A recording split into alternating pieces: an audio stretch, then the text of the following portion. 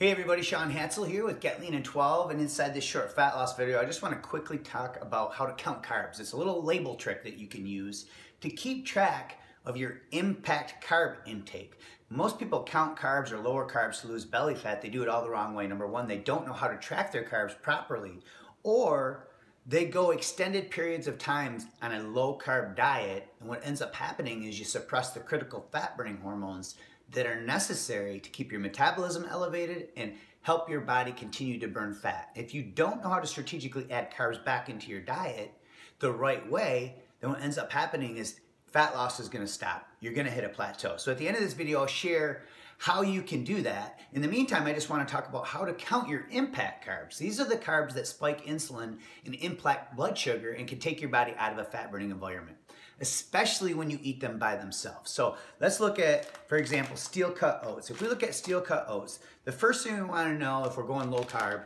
is how many impact carbs does this have? Because we know this is a higher carb food.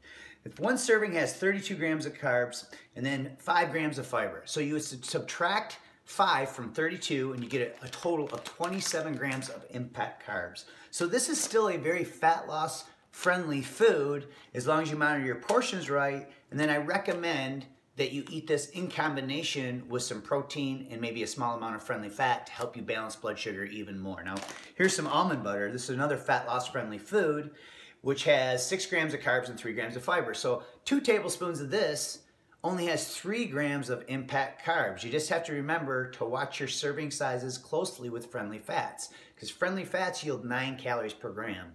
Carbs and protein only yield 4 calories per gram. So although this is very fat loss friendly and healthy food, you have to watch your portion sizes carefully. The last one is white rice, and I only recommend that high intensity exercisers use white rice, and I recommend that when you eat it, again, you eat it with a protein and maybe a vegetable, and then a small amount of friendly fat if you want. And this will help you stabilize and balance blood sugar more as well. But rice is mainly designed for anaerobic exercisers like myself. So high intensity exercisers should be eating white rice, and I recommend you do that in the 4-hour window after your weight training workouts. But if we look at the label here, we have 34 grams of carbs and we have 1 gram of fiber. So we know we're getting 33 grams of impact carbs, and this is only a 1/4 cup dry.